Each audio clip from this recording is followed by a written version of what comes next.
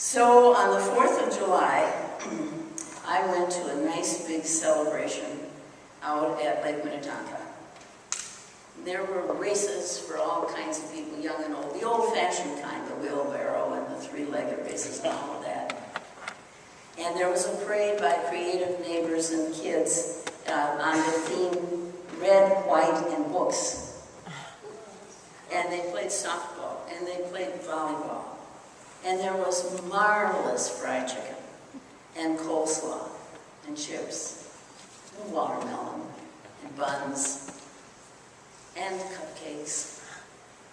And the next day I got on the scale, and I wanted to keep myself accountable, and don't you know, the number was up. How easy it is to not notice those increases in calories. More than once I've suffered from a winter of neglect after having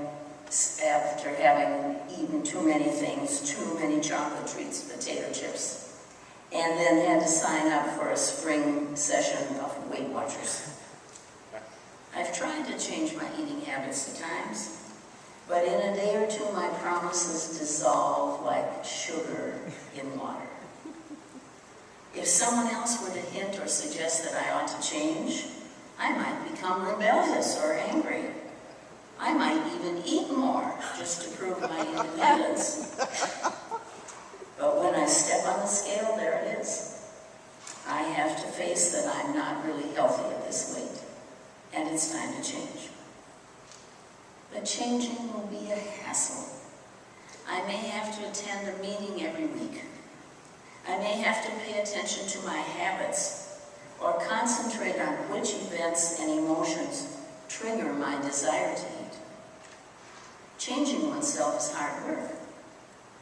Whether we're addicted to nicotine or we calm our emotions with food and chemicals, it's hard to change our behavior because it's hard to change how we think about ourselves and our life. The scales of our lives stand in judgment, and we cower in the shadow of their demands. Paul says, we do the very things we do not want to do, and don't do the things we ought to do. Oughts and shoulds and scales. The whole thing is a hassle. It's like the inward battle that we experience. We may go along thinking we're pretty nice folks. The scale tells the truth. We've overlooked the needs of others. We've blamed others for our own failures. We let anger or self-pity get the best of us. We want to be patient, generous, accepting, understanding, but like Paul, we say, I can will what is right, but I can't do it. The scale is the law, and we look at it and say, uh-oh, failed again. This dilemma is part of being human. We know what's best for us and for others. We know what's life-giving, that God created us to love. We know what's best by common sense or the Word of God, but we do otherwise. We're self-destructive in the way we eat and use chemicals, in the way we drive, in our materialistic waste. We're self-destructive in our despair and unbridled anger. We use up this gift of life, frittering it away on self-involved activity and excessive behaviors. Human beings don't live up even to our own expectations. Part of the problem is we're short-sighted.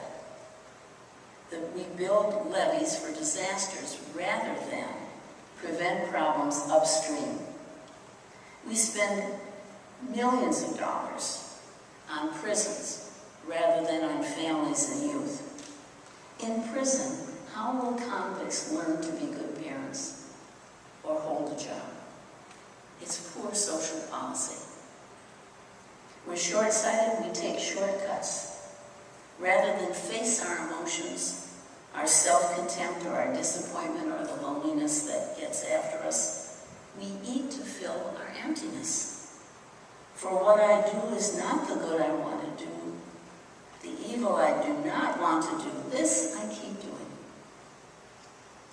And worst of all, we try to change by relying on our scales, on the shadow of judgment that sweeps over us when we face our flaws, that self-condemnation, which often comes in the form of guilt, and it's called the law.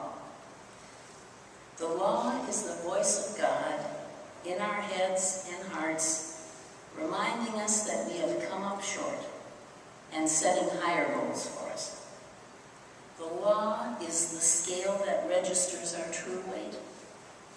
It's the nagging realization that we can't breathe well because we smoke or we're too heavy. The law is the reminder of our expectations and our failures.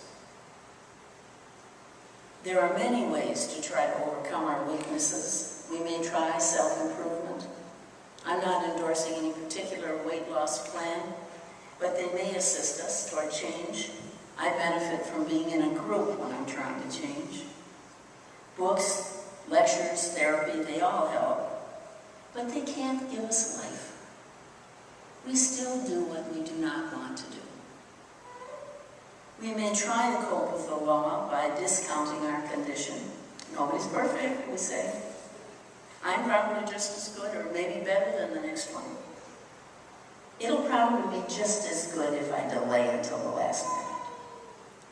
But such denial doesn't change us either. We just dig deeper and deeper. Denial doesn't work. We may try to self-forgive, saying, I suppose I shouldn't have done that, but everybody makes mistakes. And then late at night we recall a cruel thing we did 17 years ago, and we can't go back to sleep. Rules, scales, denial, self-improvement do not eliminate the real problem. The real problem is called sin. Oh, we haven't used that word yet, sin. Not mistakes or lapses or binges or flaws. Human beings are creatures of sin. We can change some behaviors and will ourselves to do some improvements, but we can't eliminate sin.